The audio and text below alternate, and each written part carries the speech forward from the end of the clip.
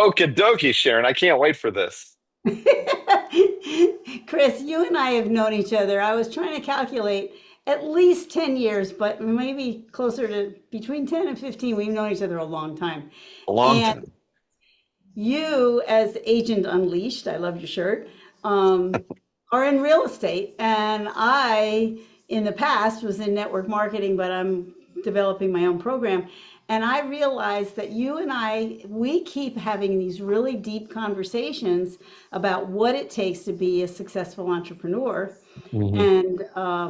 And when we first started these conversations, you had just received like $40,000 commission and it was all gone in 5 minutes. And it was like, what happened?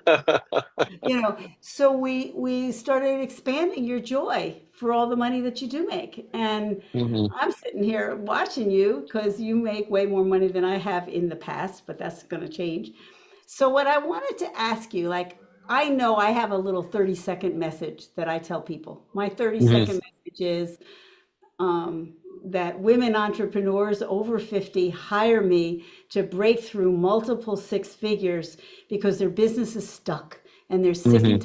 tired of working too hard for mediocre results. So I help them to clear the blocks, and Hmm. then we create a strategic plan focusing on impact and profit. Bottom line, they generate $250,000 in 2 years or less, and that's guaranteed. It's a results-based program. So that's kind of what I'm doing, and what you do is completely different. So in 30 seconds, can you tell us what you do? And I didn't tell you in advance I was going to ask you this. So can you tell Well, me really quickly, like that message, that what people can look for from you? absolutely. So I'm a 30 plus year listing agent, currently still in the trenches in San Francisco. And in addition to that, I am the founder of the Listing Collective. And it's basically a coaching program where I specifically help listing agents achieve their highest possible potential. Period. I love it. I love it. So, anybody watching this, if you're the slightest bit interested in real estate, listen to Chris. If you're the slightest bit interested in entrepreneurship, listen to me. And frankly, we're just going to play. What happens underneath the surface of what we do is we look at how our brain is wired. Right, right, So exactly. I usually you invite me onto your show. So Hmm. I wanted to do a little interview of you here and have a little back and forth. But tell me more about how you evolved. You said you're a 30-year listing agent. Most people in today's world have changed careers 14 times in 30 years. Hmm. I Hmm. know my father worked for the same company until he retired and got his pension. And it took me like 5 years in the financial industry to achieve the income he had after 40 years of working or whatever. And I've just gone from thing to thing. But you have steadily stayed with a career that was satisfying and lucrative. So tell me more about how you got started and how you evolved to have the Agent Unleashed and the collective that you have and what's going on. But so I have to say, so I've done a little bit of changing, as you probably know, in the past. But I started out right out of college as a CPA working for PricewaterhouseCoopers, and I worked all over the country. I was started in Detroit, San Diego. I spent 2 years in New York, back to San Diego, then up to San Francisco. But I was really good at it, and I made a lot of money at it, and I absolutely hated my life. I mean, I would go home every night like crying on the inside because I just hated the work. I really didn't like it at all. And then when I moved to San Francisco and I bought my first house in San Francisco, my real estate agents, we became friends, and he said, you should do real estate. And I was always passionate about real estate. I'd go to open houses and stuff and did a lot of investing.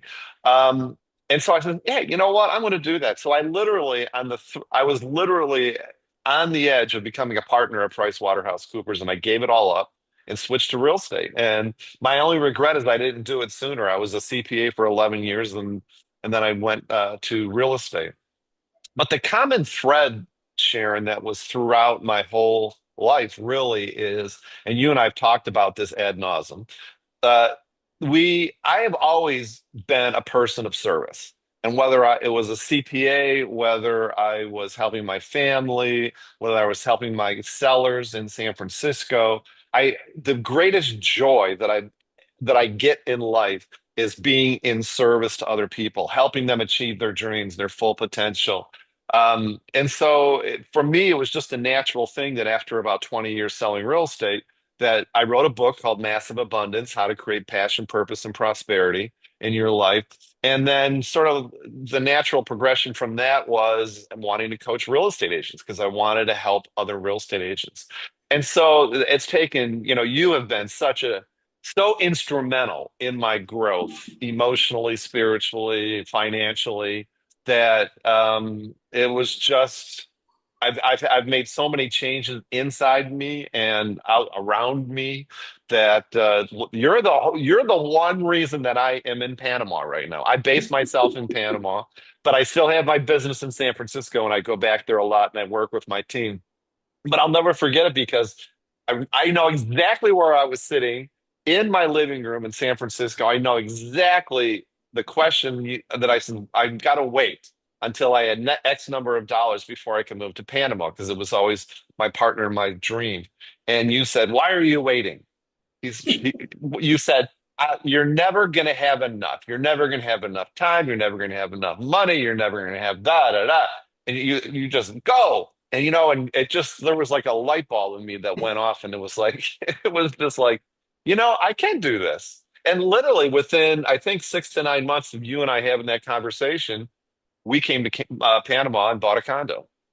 And, So and I remember when when you did make that decision, which I was so delighted because I knew you had this dream and you kept saying, well, I have to have X number of dollars in the yeah, bank. And she right. already had way more dollars in the bank than most people have when they retire. Hmm. And you had enough money right then and there to fully retire if you wanted, but no, no, no, no. And I was like, okay, so keep on doing your thing, but make your move. And I said, by the way, you know that when you make this move, in and of itself, that's not what's going to make you happy. Exactly. You said to me, you said, just go. Changing locations does not change your problems. I will never forget you saying that to me. And you're absolutely right. I did it because I wanted to, at our age, I wanted to experience a different culture, and I wanted to be closer to my partner's family who's from Brazil. And so there's a lot of different reasons why, but I remember you saying something like, you don't want to get old and, could have, would have, should have kind of thing. And it was just a real eye-opening conversation that you and I had. And I was just like, oh my God, I need to do this immediately. Well, and you know what? Your life so expanded after you allowed yourself the Yes. freedom because what you recognized was like, yeah, you made a lot of money with Price Waterhouse. And I think the reason you were capable of still making a lot of money, even though you hated it, was because you were in service. You cared about Hmm. people. So you did Yes. a good job, and so you got paid for it. But internally, that wasn't the service that you really needed to be doing. And again, Hmm. with the real estate, it's like you were doing it and you got a system and it was working and you were making good money. I don't know if it was more than Price Waterhouse or not, but Oh you yeah. still a whole lot more, right? And so Hmm. you're doing that.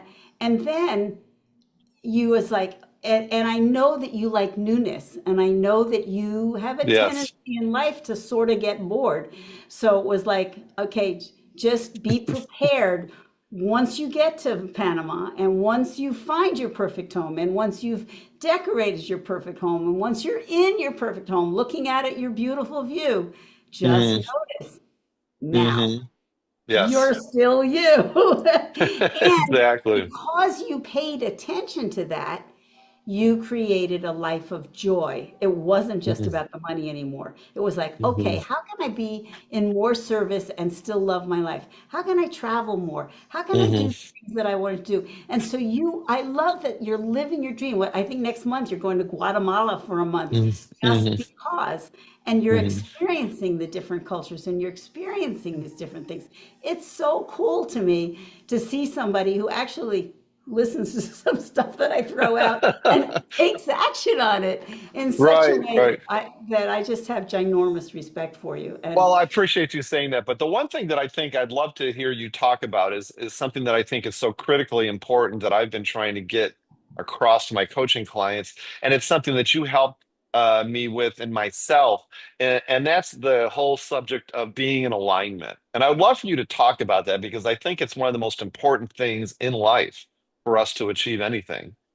it's true, and I've been trying to practice figuring out ways to present this to people because a lot of people have read books like Think and Grow Rich and The Science of Hmm. Getting Rich. If you haven't read those books, you definitely want to read those books. Hmm. And there's a guy named Joseph Murphy who talks about this stuff, and Neville Goddard Got who her. talks about this stuff. It's all the quote law of attraction, which The Secret popularized, but immediately became a bad thing because people would sit on the couch and eat bonbons and say, "Why isn't my dreams happening?" You know. But what I've recognized that makes us absolutely unstoppable, and this is Hmm. true for me as well. And I'll be 80 in January, so There I it is. get I get to see how to do what I tell other people to do in Hmm. myself, because frankly I'm committed to building $1 million business right now, and and do it fast because I'm Hmm. getting older. Hmm. Hmm. Yeah. So, and I know you already have $1 million business, but it's whether it's million or, 7 figure or 8 figure or 10 figure business, there's one thing that is in common, before you can scale to that. And that is not just having the clarity of your vision, not just Hmm. believing in that vision, but there's an underpinning that allows you to go through all the obstacles. And that's the underpinning that most people don't talk about. What we need is to be living from a place of love and gratitude. Now, how simple Hmm. is that? The reality is that when we're in love with life, when we're in love with ourselves, when we're in love with our clients, when we're in love with our business, then when an obstacle comes, it's how can I use that? How can I learn from what? How do I maneuver that as opposed to collapsing under the weight of it? Right. And in order to and in order to really fuel that engine of love, we need gratitude. The fuel for Hmm. that is gratitude. So what I find, and I, am rarely totally lined up the way I want to be, Hmm. but when I am, it's magical. It's like Hmm. I notice the phone call that comes in and interrupts me, that's the perfect phone call, or the Hmm. phone call that interrupts me, and it's like I get to set a boundary and not answer it. Hmm. It's like everything becomes a magic gift, I notice, the sky changing colors, or anything that happens around me becomes fuel for more gratitude and more love. So when I'm in that state of love and gratitude, it's gotten in my way sometimes because I'm so happy. Oh yeah, I have to go make money. Right, right. But But when I I think, can, but operating from that, hmm and then getting crystal clear on the vision that you're going for, knowing it's going to evolve and change, getting out of the gate. Okay, I'm moving to Panama. I don't know what it looks like yet, but I'm going to do it. From hmm that place, and then you believe in yourself and you believe in your vision and you know it's doable and you know you're not alone. For me, hmm there's a higher power, there's a source. And when hmm you come into alignment with your vision, your belief, your faith, and your love and your gratitude, nothing can stop you. Nothing. hmm hmm I love that. I love that. And that goes to I think one of the biggest frustrations that I have in working with all my clients, my coaching clients, my sellers and stuff. What do you think? I mean, this has a lot to do with somebody that doesn't achieve their goals, that doesn't really um, when they're not making things happen, when they tell me, yes, I am going to spend 2 hours a day prospecting for new business, and they don't do it. Do you think that this is, I mean, you and I talk about this like crazy. Do you think that this is something, I mean, that they're not in alignment with themselves? That I have heard every excuse in the book as to why somebody is not doing something when they told me they're going to do X, Y, and Z, and then they don't. And I'm like, I want to reach through the phone and kick them in the butt, but it really goes to this alignment thing, don't you think? It absolutely does, because what happens is if we can take out the judgment machine, because they're sitting there saying, just like you want to kick them in the butt, they want to kick themselves in the butt. Yeah. They're going, what is wrong with me? I know that I know how to do this. I haven't done it. Why am I not doing what's stopping me? And because we're so busy in the judgment machine, we're just making Mm, ourselves wrong for everything. And so we can't get underneath it to change anything. Whereas if we go back into that place of love and gratitude and loving ourselves, no matter what's going on, to say, isn't this interesting? And we bring our self awareness to it. What is the thought that I'm having behind this? And hmm what am I telling myself? Because what they're telling themselves is either I'm going to make 100 phone calls and nobody's going to be there, and this is a waste of my energy, and I feel shitty when nobody answers, and blah, blah, blah. They're going Yeah. down that tube. Or they're going down the tube of, I don't have anybody to call. I don't have any prospects. I know I'm Mm, supposed to be prospecting, but I don't have anybody to talk to. Or they're going down the tube of, well, they should just come to me. I don't, I can help them if they would just come to me. But they've got a thought that is blocking them from taking the physical action to interesting. prospect. Interesting. So what I notice with you over the years is if you're feeling a little stuck and you call me up and we get at the spiritual principle behind it, Mm, you just go right back into action and you get your stuff done.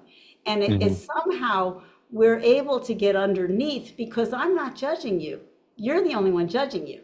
And hmm what has happened over the years is you've gotten better at having the self-awareness hmm that you can put yourself back into alignment. And so from my perspective, self-awareness is hmm one of our greatest tools in life, because if we allow ourselves to know what we know and know that we don't know what we don't know hmm without any judgment attached to it, then we can learn it. So like this morning, for example, I was looking at places that I've been procrastinating, and it was like, oh, well, that's because I don't know how to do, I have this thing about technology, and like I don't know how to organize that, and I don't know. So I was like, okay, and if you did know. Right. So my new best friend is ChatGPT. So I went into ChatGPT and I said, I need to organize my business like the $1 million CEO that I am. Can you please help me give me the structure that I need? hmm And gave me a whole bunch of stuff. There was some stuff in there that I didn't understand. And I was like, can you clarify this? And I began to see how I can step into what I already know, because I've already taught ChatGPT about my program and who I am. So hmm it's reflecting back to me from who I am. So this is new because I've never talked to you about AI before, No, we but haven't. I'm recognizing that even when we're stuck mentally, we can ask AI, what am I telling myself that's, crappy here? And it'll give you a list of things Right. and you can listen. And to me, it's magical. hmm What's going on in the world? And frankly, I mean, 80 years on the planet, it's a different world, you know. Right, And, right. and I was sitting there for 20 years going, yeah, but technology keeps passing me by. And you know what? Fuck it. Excuse my language. To clean I that up. love it. I love it. I love it. But Sharon, the other thing too that it's like we're talking like these are all these invisible principles out there, but this also I've had a number of coaching clients in the past that won't do the work. And I say, why won't you do the work? And then I get into their health and mindset, which I think are so important. And then I find out that, one person is going every day to McDonald's for lunch, drinking a bottle and a half of wine at night.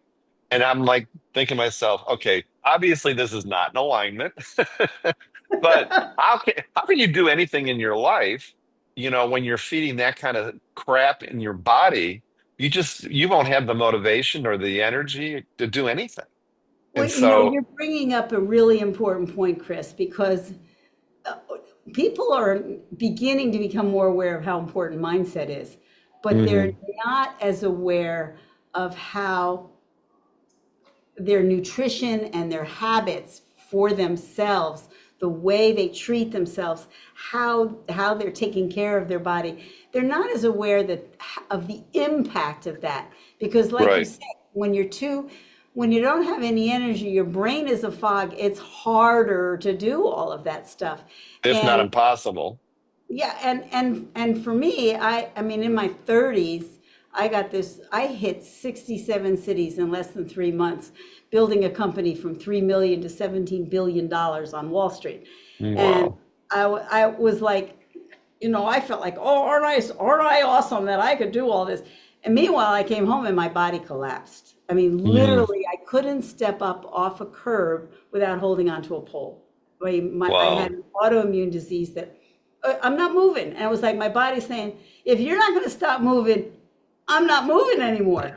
And, and I didn't know any of these spiritual principles that I know now, but at least it was like it didn't take a spiritual genius to figure out my body is saying stop moving. It hmm won't hmm move anymore, you know. Right, right, right.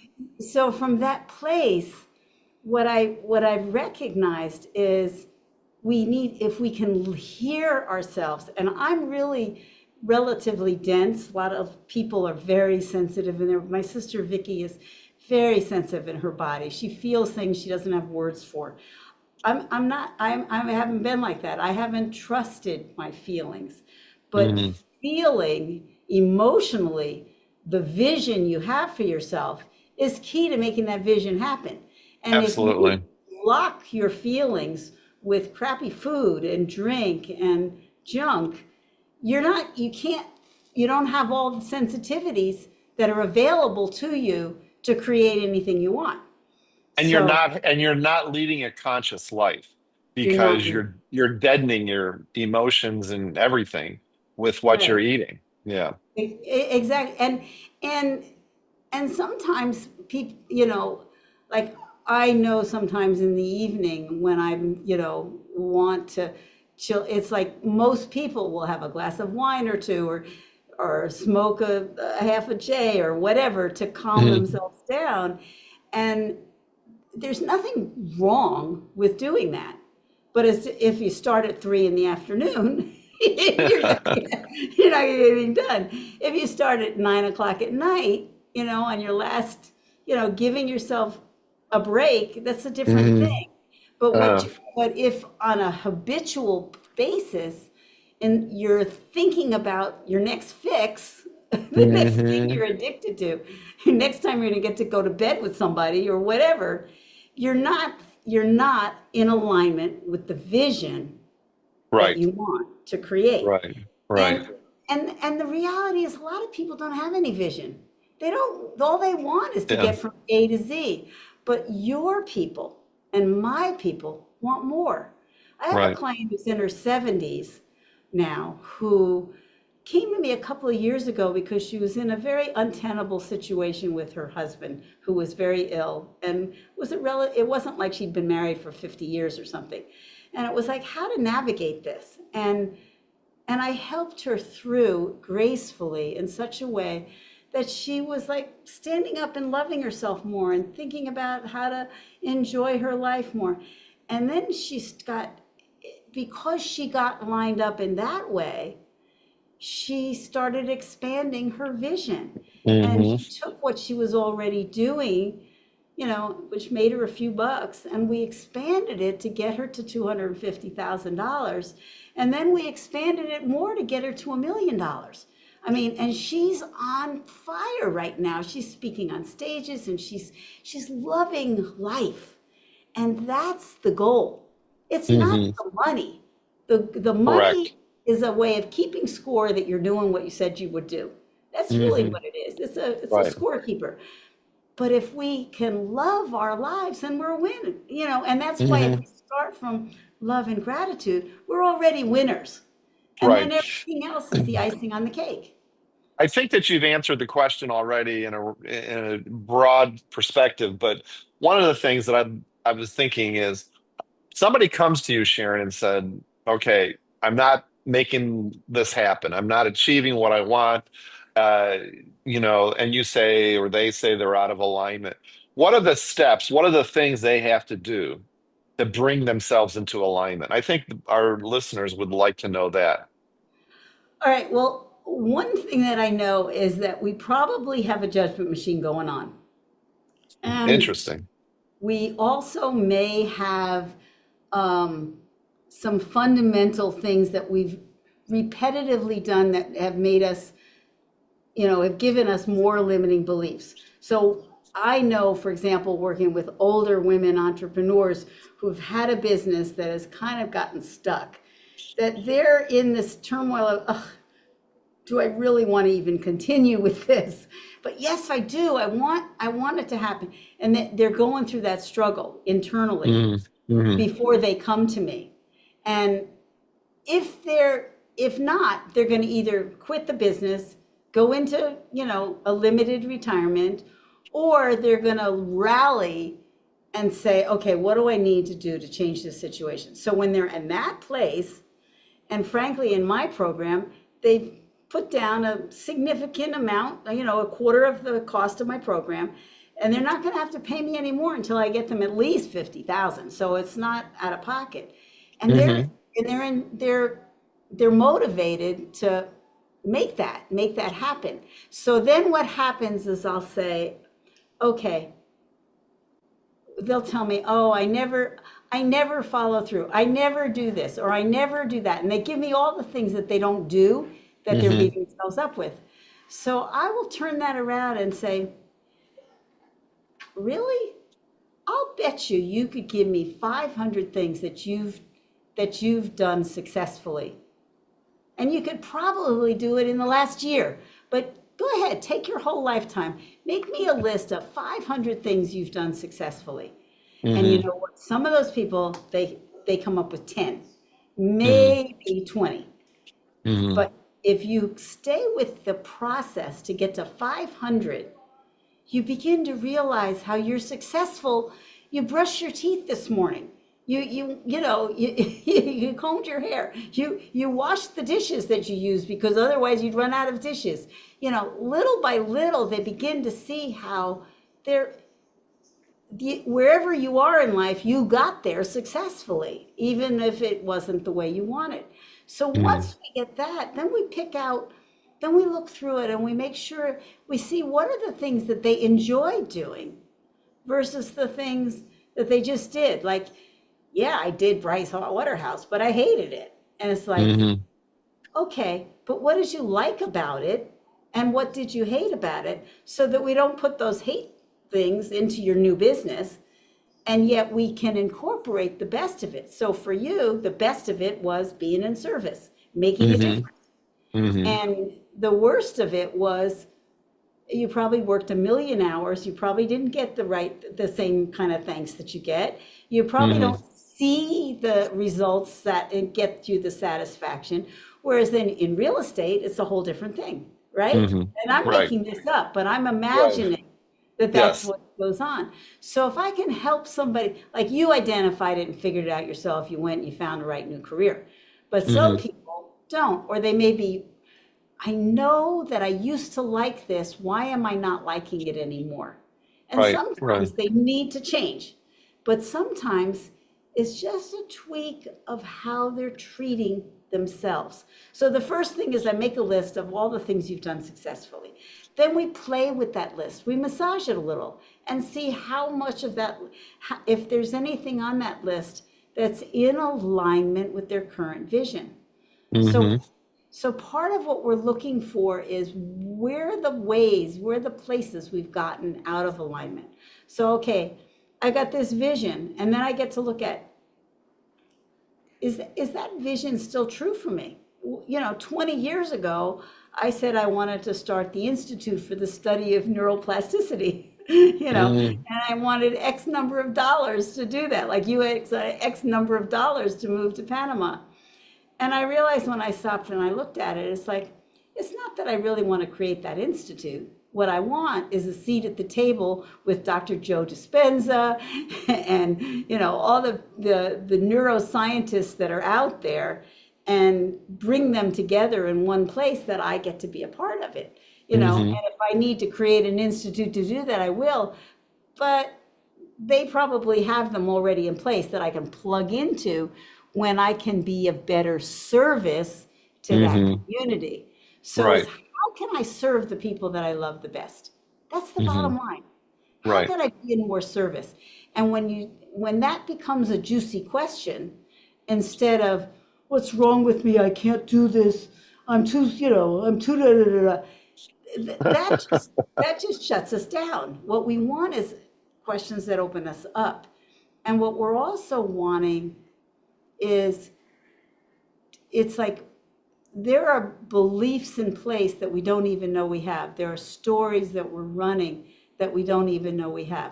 So for me, when I was younger, money wasn't an issue. I wasn't wanting to make millions of dollars. I just had fun because that's how I kept score on Wall Street. They paid me really well. I doubled my income every year for like umpteen years, and I thought, this is cool, but it wasn't the money. So hmm guess what? And I didn't care about the money. I didn't value the money. I thought that these men around me talking about their Rolexes and their Rolls Royce cars and how many they had in the driveway. I thought that they were joking. It never occurred to me that people valued those things. So guess what? I don't have them, and they do. But Right. and part of it is to notice, what do you value, and why do you value it? Why, hmm what matters to you? So it's like hmm somebody said to me yesterday, I'm building a directory, of alternative health providers in Las Vegas. It's one of hmm my little side projects. I'm building this directory of alternative practitioners.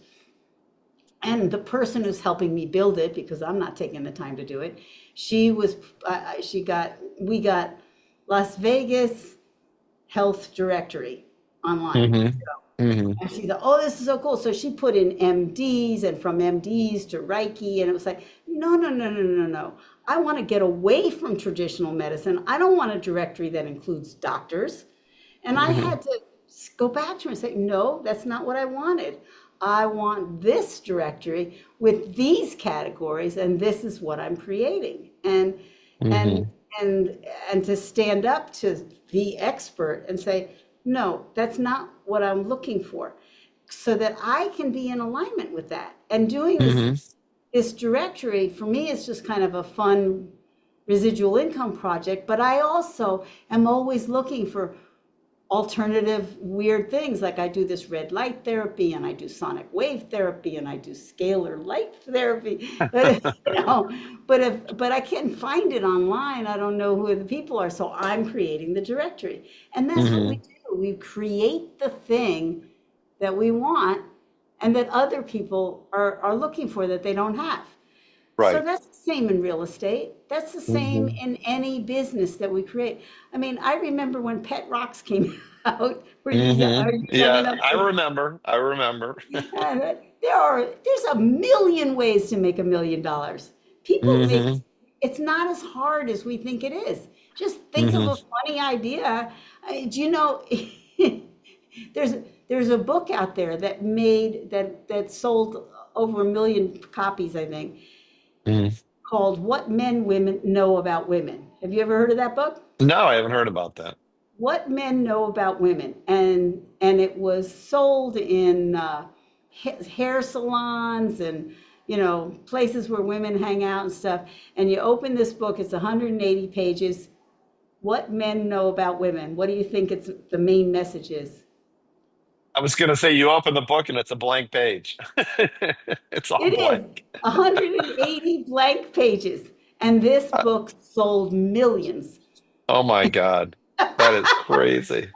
That's crazy.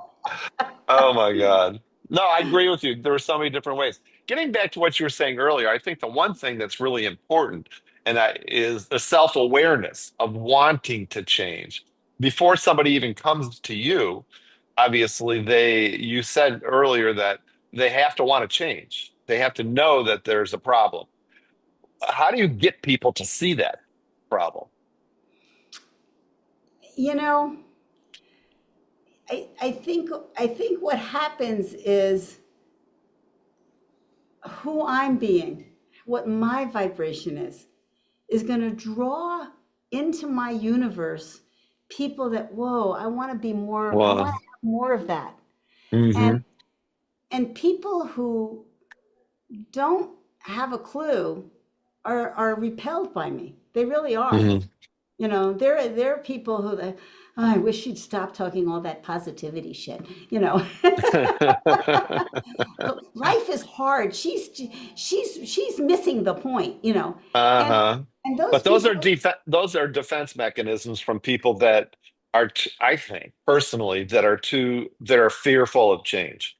exactly. And you know what I've discovered, especially in this recent journey that I've been making with creating my six-figure elevated entrepreneur program, Hmm is that, well, if I haven't been able to do it before, why do I think I can do it now? That's the biggest underlying thing that stops people. hmm And for me to get to say, I don't have to know the whole, I don't have to know what it's going to take. I just have to know my next step and Yep. take that step. And what people, because they're uncomfortable with uncertainty, they think they Yes. have to have every single Yes. step in advance, and they Yep. don't. And that's And what stops them from taking action. that's right. And so when Mm-hmm. I'm stuck at all, I'll stop and I'll go, what am I making up here? Because hmm I hate to say this, but we have a choice about every single thing in our lives. And it's like, well, I don't have a choice. I got cancer. That's not my fault. You know, and well, how you got there, I'm not going to tell you that. But how you respond to it, you have 100% response to. And I've seen you go through some major health challenges for your partner and for you in life. hmm And your attitude was part of what lifted you out of hmm the what could have been a disaster. And Yep. and what happens is we get to stop and slow down and sense into our body what's next. hmm What matters and what gives me joy. And sometimes when we're totally, I cannot see a solution, time to go for a walk, time Yes. to go be with your partner, hmm because when you take those breaks, it's not total procrastination. If you take them consciously, asking the question before you do, Right. Right. what do I need to do for my next step?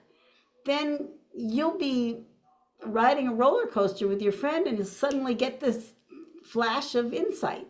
Right. And and hmm and one of the things though that I love about you, Chris, is that you figured out some things along the way that worked. I know that you figured out a bunch of things that didn't work, hmm but you figured out some that do work and you incorporated them into your dailiness so that they became non-negotiable. It's what it is. hmm Right. And Right. out of that, you built a very successful real estate practice.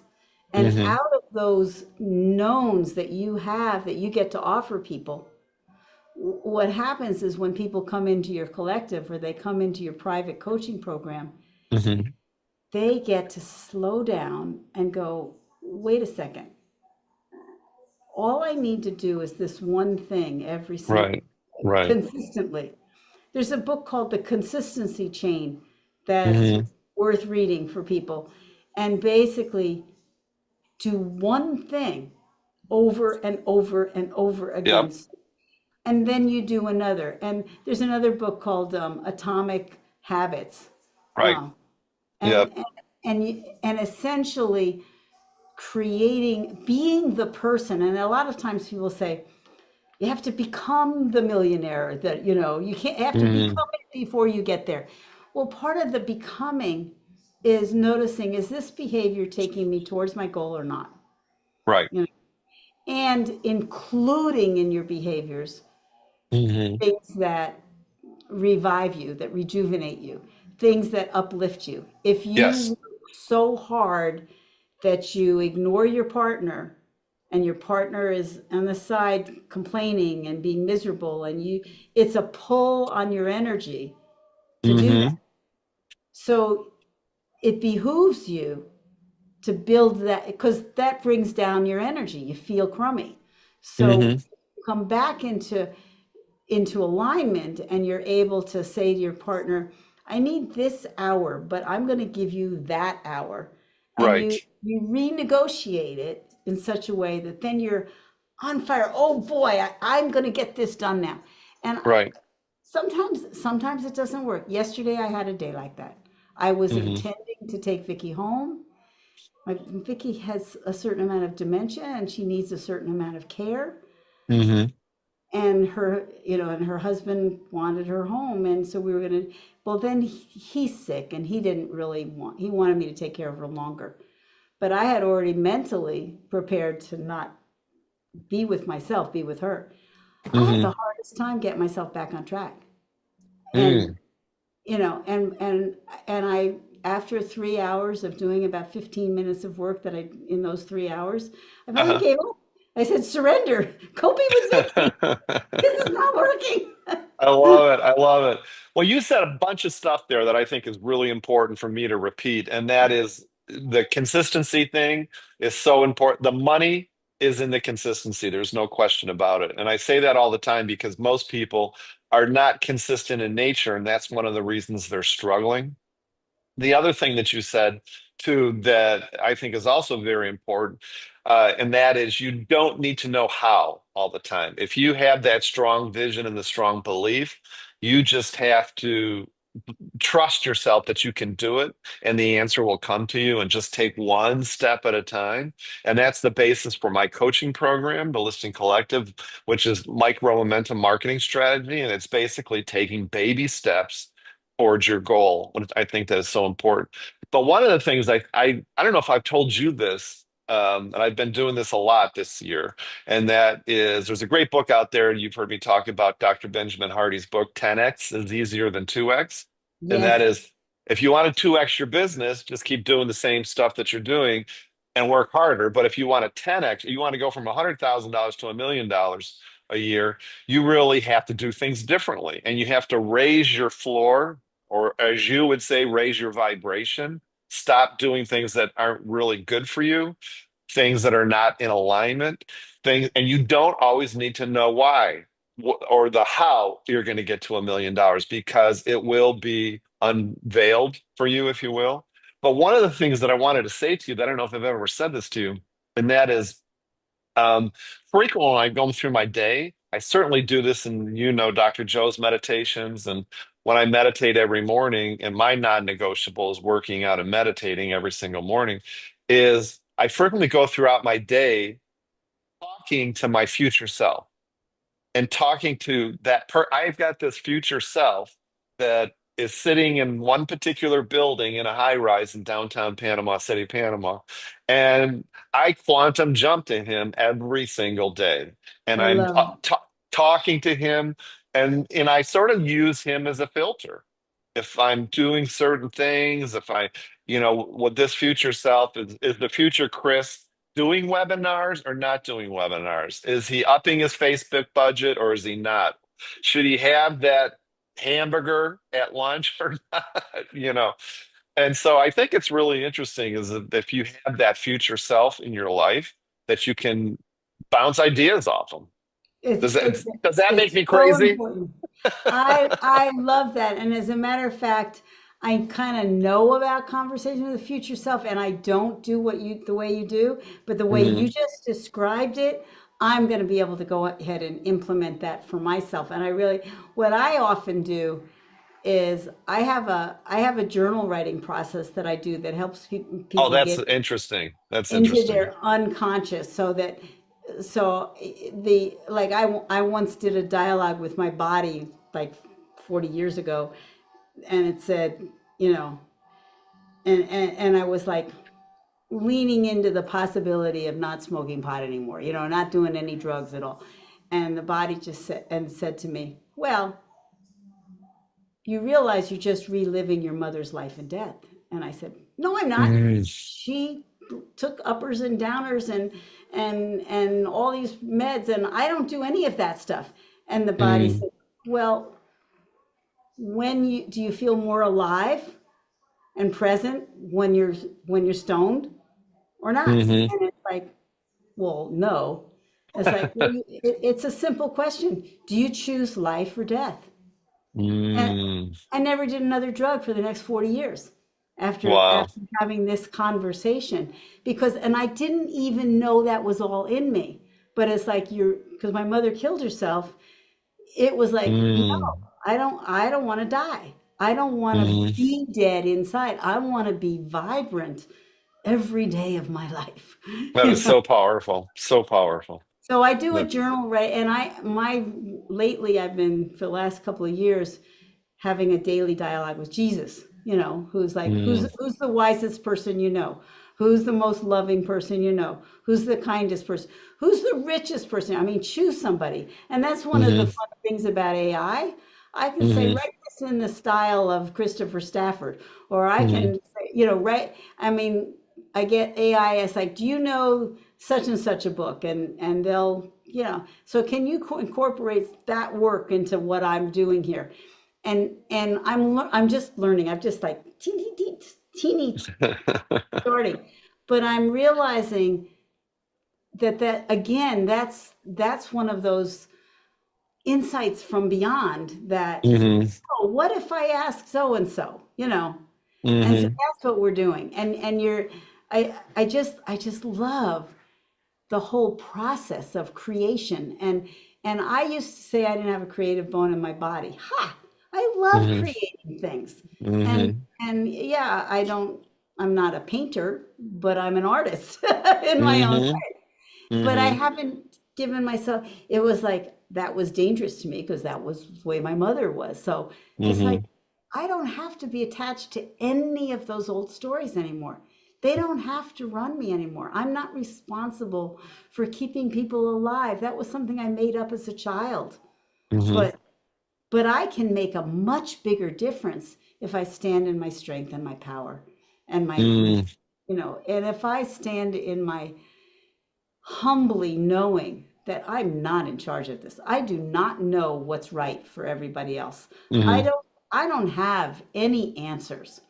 All I have is curiosity and hmm, the capacity to ask questions and to go, well, tell me more about that. Tell me more about that. Well, where does that come from? What's the story that you're telling yourself? hmm, Oh, is that really true? Do you hmm. really are you willing to let go of that story? Yeah. And when the person's genuinely ready to give up the story, they will. But if Yes. they're not, if they're more addicted to the story, and you get a dopamine hit from it. I mean, it's like, Yes. like I've been taking care of my sisters a lot, and everybody says, "Oh, you're such a wonderful sister." So I get a dopamine hit from, "Oh, you're such a wonderful sister." It's like, no, no, no, no, no. I'm willing to be a crummy sister if I can take better care of myself. Hmm. Yeah. Yeah. And I'm not saying that to you. I'm saying, why are you spending so much time with your sisters? No. Oh my God. Sharon, this is just an amazing conversation. And before we wrap it up, I think it's my turn to put you on the spot. And Okay. so my question for you is, what is your vision and where do you see yourself in a year from now, 3 years from now? Okay. So that has changed over the years because I I am know it almost has. 80 years old. Hmm. And my sisters are very important to me. There's three of us left out of six, and the other two are 84, and they'll be 84 and 85 when I turn 80. And I would love to be able to help them to just have a, a, a, an, a smattering of experience of everything working smoothly, that money is never the issue, because money, Hmm. don't let money be the issue. So that's one piece of it. But where I see myself getting to is that in a year I'm earning $1 million. I have 100 clients in my program. I have my mailing list grows by 1,000 people, every few months, Uh-huh. every year, and Hmm. my time is being spent coaching and loving on people more than it is, and I have enough money that I can hire people to do anything that is like that I don't want to learn how to do myself. I Right. want to learn AI now, so I'm doing that. But I'll come a time when I'll turn that over to somebody else to do. There are certain things that I'm doing for myself now because I want to learn how, so that I can give better instructions when I hire it out. So Right. my vision is to get to, having that be consistent. And I realized, and have been on 100 stages in front of thousands of my right fit audience. Now, what's going to happen here is, like, I'm in the transition here, because in the past I was always told to do, social media, and you get your leads from that and have these chit chat conversations. To me, it's deadly. It does not raise my vibration to do that. On the other hand, I have to have a social media presence. So Right. I need Right. to come back into doing that stuff. But really, what I need to want to do is get more on stages. And because I've been like, no, I don't want to do social media, the minute you block anything from me, you're blocking the flow. So it's like, yeah, Hmm. I'll do social media. And I'm going to get in front of thousands of women to find the Hmm. ones that are going to find me. I am not chasing clients anymore. If you don't want me, I don't want to work with you. I love it. I love it. And you are so charismatic and you are so knowledgeable and so personable that any older woman would be a fool not to work with you, as long as they're aware that they want to improve. And that's a thank you. And that's really key, that we want to take what we have and either grow it or change it or expand it, but become more of who we want to be and become our best self. And if I look through the theme of my whole life, I've always been kind of a pioneer. It's like I've always taken a seed of something and led the way in making it happen. So in New York City schools, I created the first open classroom programs, cross-graded, and working with children at their level in a way that nobody in New York public schools was doing. And Wow. and I created the first classes for severely emotionally disturbed kids.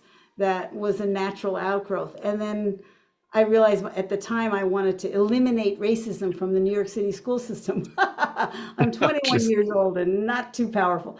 Anyway, I was dying in this process. So when I went Mm, to Wall Street, I took a summer job typing to learn about corporate America in a way that was foreign to me. So it was like, okay, I got to learn about these people, because right mhm, now I hate everybody, and that's not going to work. mhm, mhm, So it was like, even there, I was a typist, but most typists just type, can it in. I looked at it, it's like, this sentence would make more sense if you move this word around, or if you put up, wouldn't you want this to look better? And the guys are looking at me like, who is this person who can write better than I can? And that's how I went from being a typist to a senior vice president and growing a company to $17 billion. that's But amazing. but the other thing I did was I learned. It was like I had the belief that I could learn something if I took the time to do it. And Hmm. that's, so it's like, first time I read a prospectus, I didn't know what assessed value was. I didn't know the difference. I mean, I didn't know anything, and I'm a municipal bond analyst, right? So I read a paragraph and I say, gee, if I knew what this word meant, I'd know what this sentence meant. If I knew what this sentence meant, I'd know what this paragraph meant. So I went through and systematically wrote down all the things that seemed key. And then I'd go into this obnoxious boss I had who would pat me on the head and say, "You're worth 10,000 more than we're paying you." But I would say, "What's assessed value? What's all the things that I can now ask ChatGPT without judgment?" Right, right, right. I love it. But that ability, that willingness to be in the unknown, that's the difference between people who get there faster or slower. You have to be willing to be in the I unknown and like, love oops, that. I messed up. Oops, that didn't work. Right, Oops. right. As opposed to doing something for 6 months and that does work, but it's not working yet for you. And instead of abandoning it and go finding something else, which is what most of us do, we look for shiny objects Right, to replace it. If we know that this works, then what can we do to apply it to ourselves better, to make right. ourselves fit into that mold? So it's really exciting to me to realize that this applies to everything in my life, you know. Hmm. And Right, and right now with my business, it's so exciting to be in this unknown space. I have never right. created a high ticket program like this before.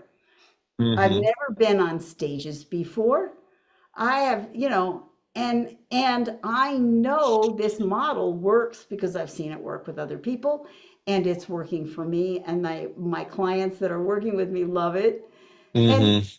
it's just a matter of not feeling responsible for the whole world, but Hmm. only for the actions you're taking. So if I walk my talk, Hmm. then I get to be a model. But if I tell you to do something and I'm not doing it myself, Exactly. that then, and again, everything is energy. Even if Hmm. it's not expressed in words, it's there. Everything. Hmm. And and what is it about, like the all the ships rise when the water rises. Right, you know? right, right, right. So Absolutely. But I hear in your message that what is it that Martin Luther King said is you don't need to see the whole staircase. You just need to take the first step. And I hope that everybody, I think that's just an amazing message for us today. I think we should leave it right there, and we may have to do a part two, Sharon. you and I can always talk. I mean, yesterday we were talking about what are we going to talk about, and half of what we said was like, "Oh, I wish we'd recorded that." Exactly. Thanks so much, Sharon. This is Thank amazing. you. All Awesome. right. I All look right. forward to seeing the recording. All right.